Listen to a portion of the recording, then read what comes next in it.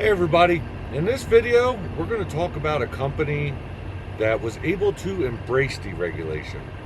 They got started in the beef industry in the 1960s and years later became a common carrier, and when deregulation went into effect, they went full speed ahead. I'm talking about National Carriers, the elite fleet.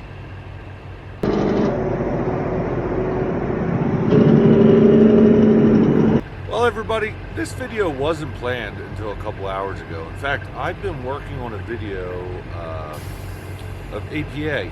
I had a lot of interest in doing a video on APA, but tonight I pulled into a Love's here in Liberal, Kansas, and there's not much going on here. It's just one of those little awesome Kansas towns. And I kept thinking, why have I heard of Liberal, Kansas? And then a National Carrier truck pulled in beside me as I was getting some fuel and said Liberal, Kansas on it. And I said, wow, okay, it would be kind of cool to do a video while I'm sitting here on National Carriers. And then I looked up where they're located and started to look a little bit at their history. And there's a truck passing by right now, so I can't show it. But I'm going to flip the camera around here. I'm going to show you. Well, let this truck pass. I know he's pulling in the lot. So right over there in the distance, you see a whole bunch of lights, because my camera's trying to focus on it. Yep. It's not doing a very good job. But that over there is National Beef, and you'll understand here in a few minutes why that's important. So I'm holding the camera right now. Let me get it mounted and we will talk all about National Carriers, the elite fleet. Hey guys, all right, so National Carriers, like I said, I wasn't planning on doing this video. It's pretty cool, just because I'm here and I'm actually, I can look right over there at where it happened, where it all got started. I hope this flashing light here doesn't disturb anybody. I'm at the second spot in, and then next to me there's actually a National Carriers bobtail. But then over there, like on the road leading out, it's a pretty big oversize. He's got a big piece of farm equipment on there, and plenty of room for people to get by him. But I think because he's oversized, he felt the need to leave his strobe lights on and give a little bit of warning. So hopefully it doesn't distract you guys. But yeah, pretty cool. Right here, I'm looking at where it all got started. And what's funny is the history of this company actually seems a lot like Montfort. So Montfort, and I'll put a video up there. I'll put it up when I did the Montfort video. But basically, Montfort wanted a way to, they had a beef company and they wanted a better way to haul their stuff, and that seems like what happened with the Jacobson family here. The Jacobsons started National Beef. It was actually a National Beef Packing Company, and I think now it's just called National Beef, but I'm not sure. Right here in Liberal, Kansas. Just a little awesome town. But in 1968, so there was John Jacobson who started National Beef, but in 1968, Johnny Jr. decided to start a trucking company, much the same way Montfort did, so that they could haul their own stuff. So yeah, 1968, started here in Liberal, Kansas, right down the road from where I'm looking at. Apparently, I assume that's where the original plant was. But the idea was to provide reliable transportation from Southwest Kansas to the East Coast, all the markets. I assume Hunts Point, some in the South, well, people say Hunts Point is a produce market. That's been debunked. There was a meat market in Hunts Point. A lot of guys who used to run Swinging Beef over there knew that. And Swinging Beef, I know that National Carriers hauled a lot of Swinging Beef. They were bringing stuff in and, taking the beef out. Yeah, it's just, I never thought of it that way until recently, while I'm looking into this. I was like, wow, this sounds just like Montfort. Montfort started their transportation, I believe, in 1970. I think that's what I did. Again, watch the video. I'm pretty sure it's 1970. But National Carriers started with 3 trucks and trailers, and they were all leased owner operators.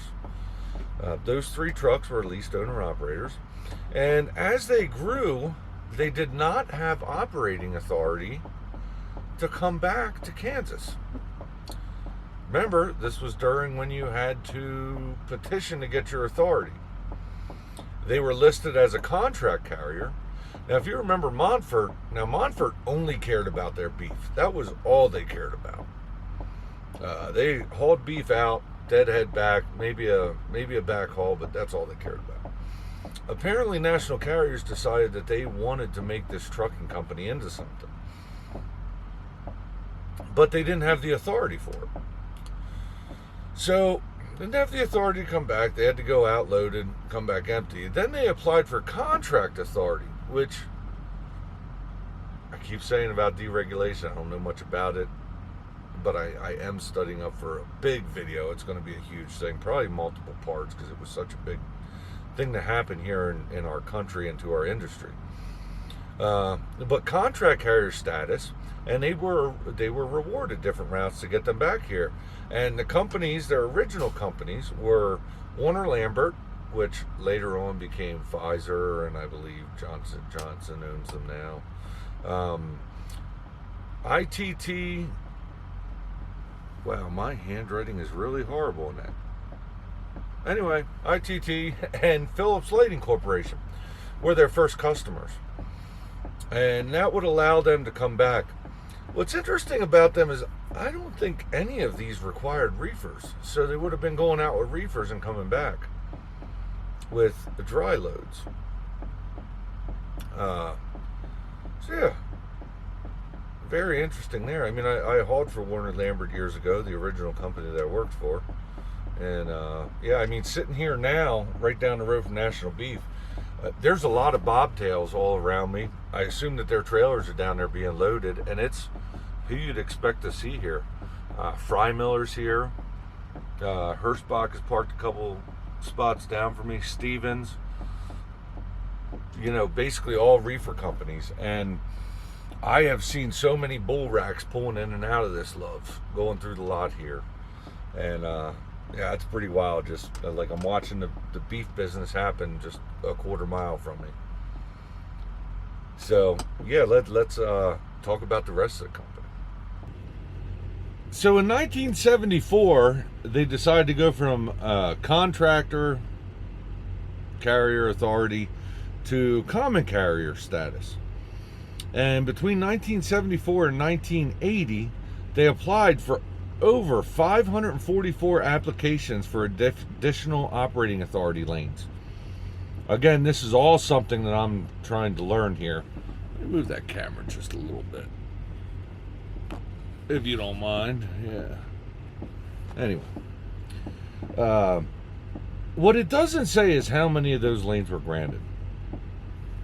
But here's where they jumped in and changed things.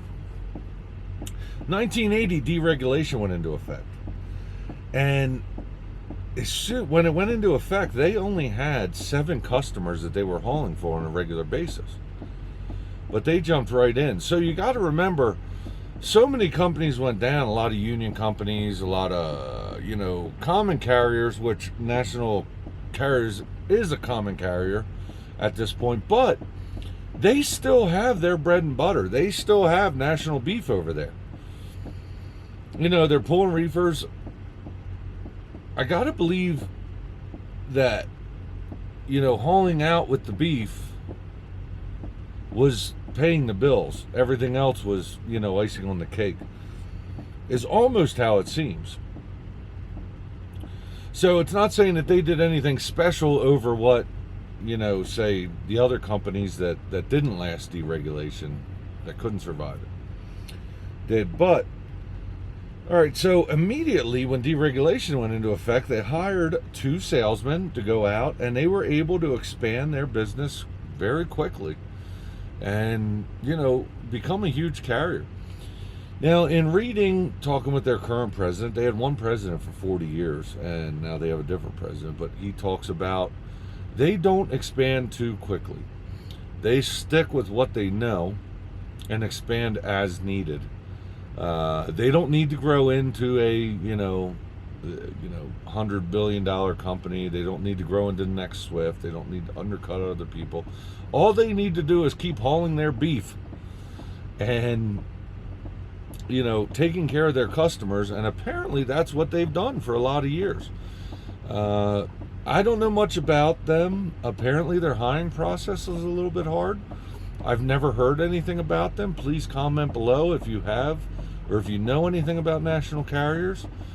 Just don't know much about them. I mean, they're out of Liberal, Kansas, and they're a reefer company, so I'd never really had any interest in them, but I see their trucks all over. I do know that they operate now in all 48 states. And the only thing I've been able to find since, they originally expanded in the 80s is that they've just continued to grow. And actually, according to the DOT website, they currently have 627 power units and 606 drivers. So I actually would have thought that they had more than that. I mean, you see their trucks around quite a bit, but I think 10% of their trucks are parked here in the Loves and probably down there. And like I say, all these other guys hauling their stuff. And yeah, it's just pretty cool. From this camera angle, when I'm looking over the camera, I see National Beef over there in the distance. And so that's why I made this particular video.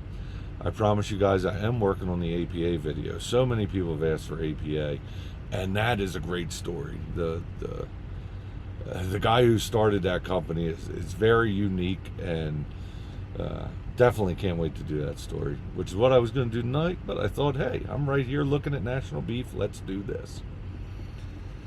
So, guys, as always, thanks for watching. Sorry I don't have more information about them. It just seems like a company that, started in the beef industry and has continued to grow. I tried to figure out who owns National Beef now, and I had to run around from a couple different things. It still looks like National Beef owns National Carriers as a subsidiary, but I couldn't find out if that's true either, if anybody had bought them up over the years. But hey guys, thanks as always. Comment below, like and subscribe if you liked it, but definitely comment. For those of you that do comment, you know that I read every single comment, and I love conversing back and forth with different drivers. I learn so much. I meet so many great people, and so thanks a lot. It's getting a bit late and it's cold. I turned the truck off to make this video, and I think I need some heat in here. So hey, I will catch you guys on the next one.